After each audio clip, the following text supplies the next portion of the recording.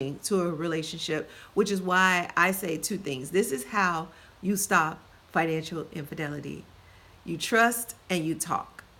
Now, the way that you get the trust and you gain the trust and you keep the trust is by talking. So, those are the two ways to reduce financial infidelity.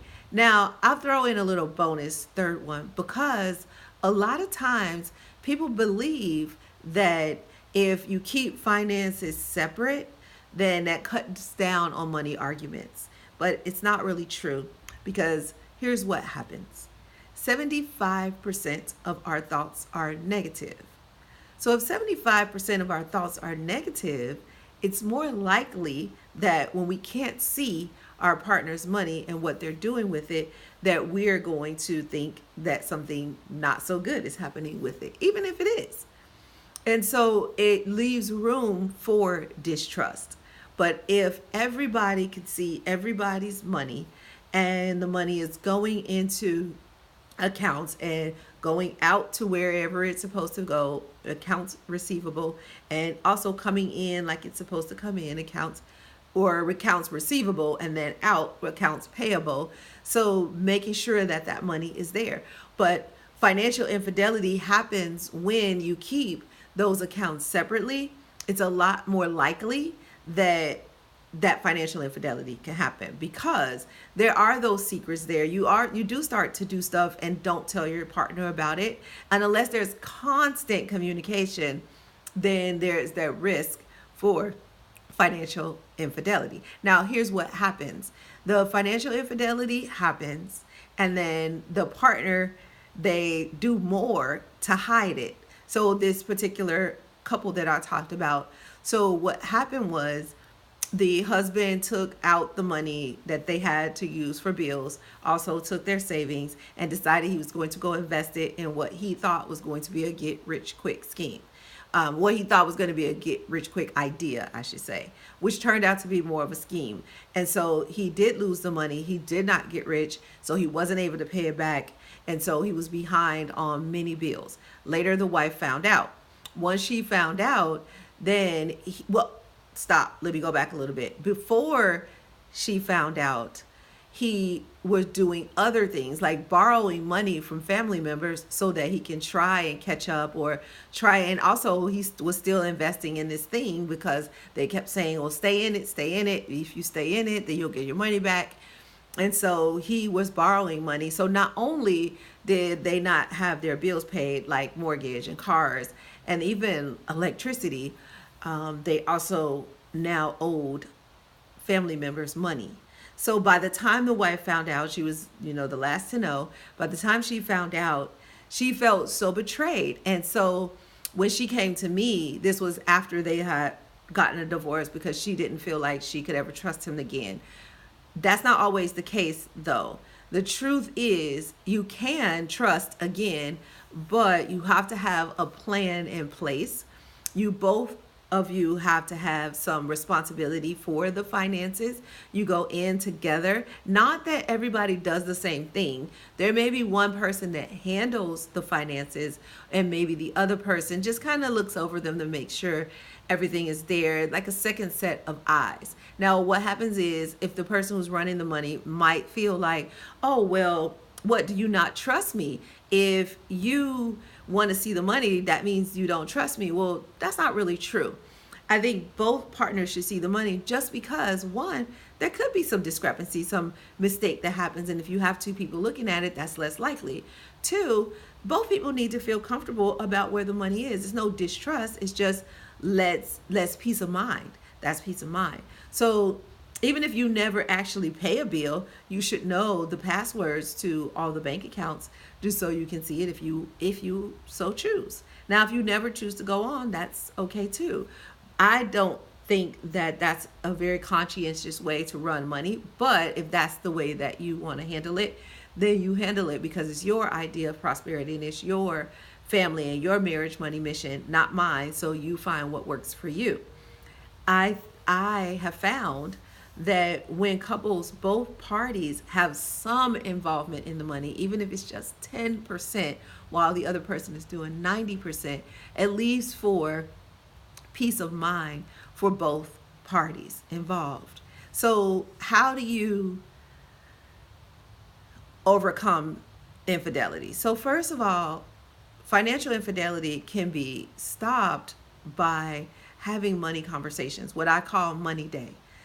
At least once a month, have your money day. And if you're having a money day conversation at least once a month, then you're less likely to have this stuff that happens that you forgot to tell your partner.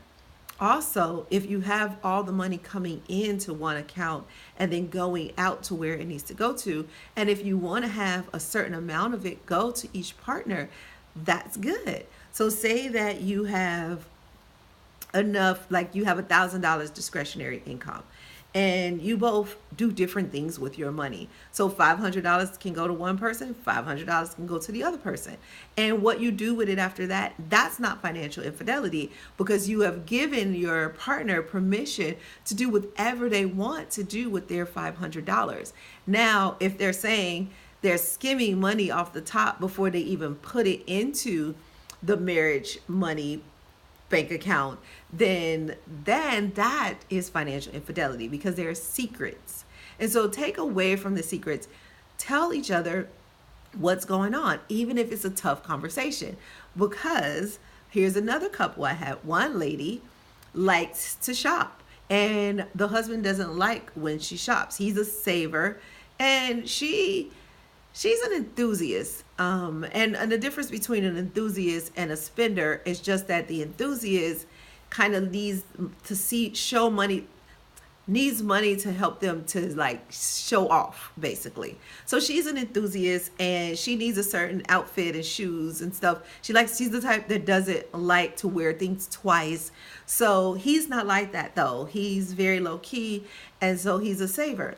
So she puts the shopping bags in her trunk of her car, and she like slowly brings them out so he doesn't see like all of this stuff happens all at once, because he'll freak out. She also makes sure she takes all the tags off and throw them away outside of the house so he doesn't run into tags, because that'll have him freak out. And so she has this stuff in her trunk, shoes and clothes, and one day he discovers this because he needs to use her car for some reason. So he discovers bags. Some of the bags are empty. So he understands that there was once something in that bag, and some of the bags have things in them. And he's like, what the heck is going on here? And this wasn't part of her discretionary income. This was money that she was getting before she put money, because what they have is two separate accounts that goes into one account for the bills. So they both get their money into their account, and then they transfer money into a single account to pay the bills. Well, she was keeping a certain amount so that she could go shopping, and only putting a certain amount in for bills. Well, that made him feel like, well, wait, we could have been saving that money. We could have had that for our future, but yet you want to go buy a new dress, a new pair of shoes, which doesn't really add to our quality of life, because who are you trying to impress? And so that creates an argument for them. That technically is a money argument, but it feels like you don't want me to look good, right? That looks like another argument. Or you're so tight, you're boring, you don't understand. And that's really a money conversation, though. And so when you can't have a conversation with your partner, when your partner is a saver and you're an enthusiast, and you want to be able to say, hey, I like shopping. But also your partner should be able to say, well, here's a certain amount of shopping that needs to be done, because we also need to save. And so if you lean on each other for your strengths, one partner, the enthusiast, is good at enjoying money, while the other partner, the saver, is good at saving money. So you need to do both of those. So what if you could decide how much goes to savings and how much goes to enjoying money, and take that and put it there? Put the saving money in the saving, put the enjoying money in your discretionary account, and a good time is had by all, now and in the future. And when you do that, then you cut down on the risk of financial infidelity. When you can have that conversation, when you put your money plan in place, and then you can talk about it, your money mission governs how you act and react. And if you're not acting according to your marriage money mission, then your partner should be able to call you on that. And there shouldn't be a problem. There shouldn't be an upset feeling. It's just, this is what I did. I know it's not in line with the plan. I am more in love with the plan than I am with these shoes, so I am going to take them back. Or I am more in love with the plan than I am with having a fancy car or a new dress or a new golf club, so I'm not going to get it. And so sometimes having your partner to hold you accountable is what keeps you in line and holds you to that marriage money mission so that you can stay on the path to happiness, because it's not easy. You get distracted. There's like, oh, another road over here, and oh, that looks pretty, and there's, oh, another road over here, that looks pretty, and you go down those roads. But if you just stay on your path to happiness by determining your idea of prosperity and what truly makes you happy or what truly brings you happiness, then it's so much easier to stay on the path to happiness. But when you're not clear on your idea of prosperity, you can get distracted by all the pretty things. And then you don't know how to have that conversation with your partner. So that becomes financial infidelity, because if you can't talk to your partner about money, it's likely that you're going to do things and keep it a secret from them. The moment you start keeping secrets, then you are committing financial infidelity. If you've experienced this with your partner, if your partner is committing financial infidelity, you think that they're spending money without telling you, then create a money day. Decide, let's have a conversation about money once a month, and slowly begin to look at what's going on.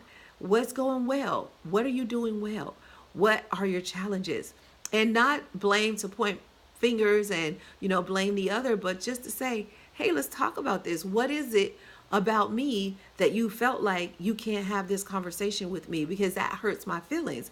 And I want us to be able to talk about money, because there are some things that I'd like to do with money that I'd like to talk to you about, and we need to start having that conversation. And it is a vulnerable conversation, and it's not easy. Having a money conversation can be really tough, but I guarantee you, once you start having it, it becomes easier and easier and easier. Trust me on this. So if you want to start having your money conversation, create a money day. We talk about this in the Prosperity Club.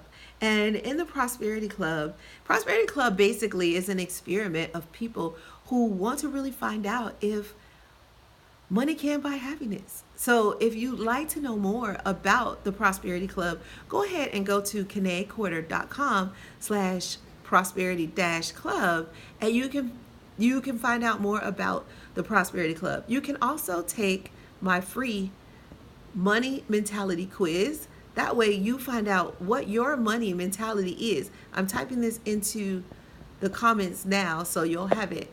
So you can go to kinecorder.com/money-quiz, and you can find out your money mentality. Then you can start talking to your partner about your money mentality and their money mentality, and then you'll have the money conversation more easily. So kinecorder.com/money-quiz, and when you take the money mentality quiz, you'll learn your money mentality. Have your partner take the money mentality quiz, learn their money mentality, and then begin to have your money day once a month, because money day is where it's at. So if you have any questions, you can either put it in the comments here, or you can DM me later. This video is going up inside the Prosperity Club. So if you're not a member, I suggest you become one by going to kinecorder.com/Facebook. But for now, take the money mentality quiz. That is where it's at. And once you take the money mentality quiz, you'll find out how you can interact with me even more. You can interact with me here on Instagram. DM me. I love DMs. I typically respond. But you can also interact with me if you decide to go further and take the free money course. So of course I encourage you to take the free money course, but just start by taking the free money quiz. All right. I will see you soon. That is our Prosperity Report, Wealth and Wellness Wednesday edition, telling you how you can buy happiness using the wealth you already have.